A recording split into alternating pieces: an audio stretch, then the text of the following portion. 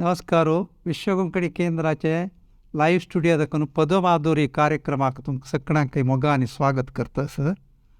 आमी मनशांनी बारी आदी काल दाखून आमगेले उठू प्रमुख जावन आमगेले पोट्टा बुकेक खावचें तें एकदळ धान्य आसा.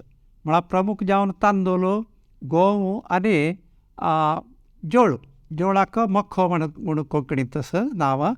हे तिनी प्रमुख जावन आमगेले विंगड विंगड प्रदेशांत हे आहार जावन उपयोग करता आयले. आमगेल्या गांवांत आसचे तांदूळ. आतां जोळ कांय आमकां एक कांय मस्त फरक न्हय. आज आमगेल्या मालांत गेल्यार आमकां स्वीट कॉर्न, पॉपकॉर्न आनी कॉर्नफ्लेक असन पुरो जोळाचे हेचे आसता. आनी चपाती गोवाचे आमकां बारी लागीं आसा. तशीच आयचे न्यूडल्स जेवप आनी आमगेले पिझ्झा बर्गर अंत पुराय हे स्वल्प मनेरी मिक्स आसता. आनी आमगेले गांवाचे तांदळाक आयल्यार आमी तांदूळ भात पॅडी इंग्लिशांत पॅडी म्हणटा ताका सोलयल्यार ताजे भितर तांदूळ आसता. हे तांदळाक एक ब्रावन कलर आसा, कंदू बण्णाचे कवर आसा. ते पिट्टी जाल्यार ताका कुंड म्हणटा. कुंड अशी हे तांदळाक भात्ता दाखून काडचे काम ते फुडें कांडूचे म्हणटा ताजी कांडूचे हे कांडून आमकां मेळटा आशिल्ले. आनी ताजे भायले ते होट्टू ताका आमी तुस्सो म्हणटाली. तुस्सो, कुंड आनी तांदूळ हे तिनी मेन प्रॉडक्ट्स आमकां भात्ता दाखून मेळचे. हे फुडली कालार बारीक कश्टार हांव सांगिल्ले वरी कांडून करताली. आज ताका मिल्ल आसा आनी त्या मिल्लांत जाय तितलेच कुंड काडूंक शकता. आमकां खंयचे कलरार राबोवक तितले कलर धवो जावं कलर कुंड पुराय काडूंक येता. अशी एक तांदूळ एक आख्खे एक प्रोसेस करताचे. हे तांदळाक मागीर आमी शिजोवचे फुडें ताका स्वल्प उदकांत धुवचे, हाका वाणावचे म्हणटाचे. वाणाचे हे वाणान जेल्ले ते उदक ताकाय बारी एक मेडिसिनल वॅल्यू आसा. आनी ताका तांदूळ म्हणटा आमी. ते तांदूळ कितले की म्हण आमकां सान हाका रोगरुजिनाक एक वखद जावन जाता. तशीच कांय नाका जाल्यार आमगेले गोरवांक पिवचे ते तळकळाक ताका हे जाता. तशीच हे तांदूळ धुल्लेलो मागीर आद्दन दवरचे म्हणटाचे. चडते शीत करच्याक एक मडकी म्हूण आसता. तेज्या शिता बुडकुलो म्हणटा. हे मडकी तूं उदक घालून आद्दन दवरचें म्हणटा. ते खतखत येतना तांदूळ ताका रोखून शिजोवचे. हे शिजतना तिनी नमुना आमकां थंय पळोवचें मेळटा. एक ते तांदूळ शीत जाता आनी ते सोडचे स्वल्प ते दाट हाका आमी निश्शी म्हणटाचे. ते एक्स्ट्रॅक्ट इंग्लिशान सांगचे आसले. रायस आनी एक्स्ट्रॅक्ट आनी ते सगळ्याची मिक्सचराक आमी गंजी जाल्यार पेज म्हणचे. अशें पेज म्हळ्यार निश्शे आनी शीत हाजें मिश्रण आसा. हे आयदनां चड उणें आमी ताका फूड जाल्यार मातयेचें आसतालें. मातयेचें तेन्ना आमी ताका बुडकुलगी अशें म्हणटात.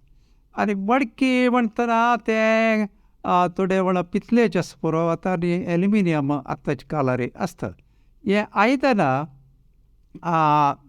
ते धातूचे आसता तेजे मातयेचे म्हळ्यार लोह आसता ते जाल्यार मातयेचे आसता. कसलेय आसो हे मडकी म्हणाल एक आमकां भारी प्रसिद्ध शब्द.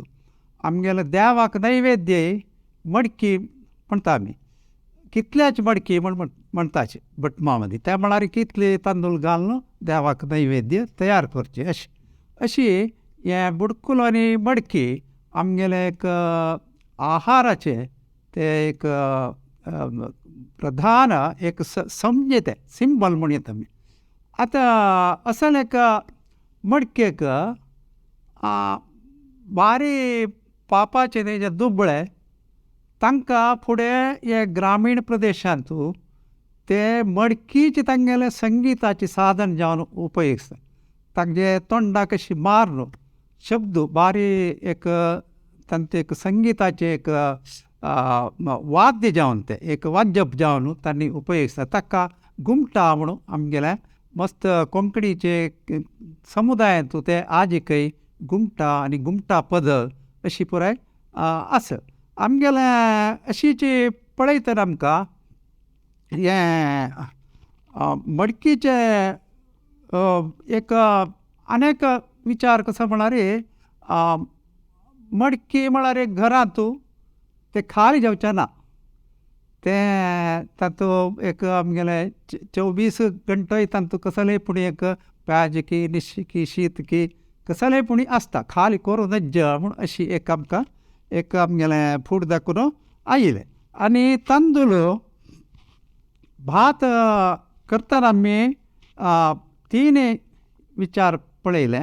तशीच ते उपास उडगास करता तुस्सू आनी हे कुंडो आनी तांदूळ अशीच आनी थोडे फावटी आमी ते तांदूळ आमकां रुचीचे जावं केल्यार मागीर ताका वांट्टूचे एक कार्यक्रम करचे केलो वांट्टून आमी खाण आनी रेडी करचे येता. अशी आमगेले आज कसो येयला म्हळ्यार कितलेकी आमकां असल शब्द आमगेले मूल आहार विहाराचे शब्द आमगेला देखून ते वत्ता आसा ताका एक उडगास करच्याक आज आमगेलें रांदप राज्या पशी मस्त मुखार गेला.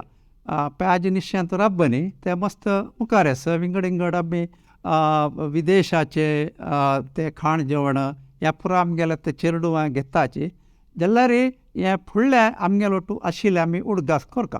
आज आतां तुमकां सरोच वेळार एक विचार सांगता वा फुडें हे रान्नी पॅड आनी रांदणी म्हूण आशिल्ली घरांत म्हळ्यार ओव्हन फायर वुडांनी आमी उज्ज करून हे खंयचे मडकी बुडकुलो पुरो हून करताले. हे करचे वेळार उज्ज वाडोवचें म्हूण म्हणटाले. उज्ज वाडोवचें म्हळ्यार उज्ज व्हड करचें. तशीच नाक्क जाल्यार ते उज्ज सान करच्याकय वाडोवचें म्हणटाचे. वाडोवचें वाडोवचें हें कसलें हे दोनी कामाकय विरोध कामाक दोनी एका एक विरोध कामाक एक शब्द कशे येता असल मस्त विचार आनी आमी दुसरे एक फावटी पळया. एक शब्दाक दोनी विरुद्ध विचार येवचे असले एक आमगेलो प्रयोग आमगेले भाशेंत भारी विशेश आसा. असले आनी थोडे विचार घेवन हांव मुखार येता. ते दवरताय. नमस्कार.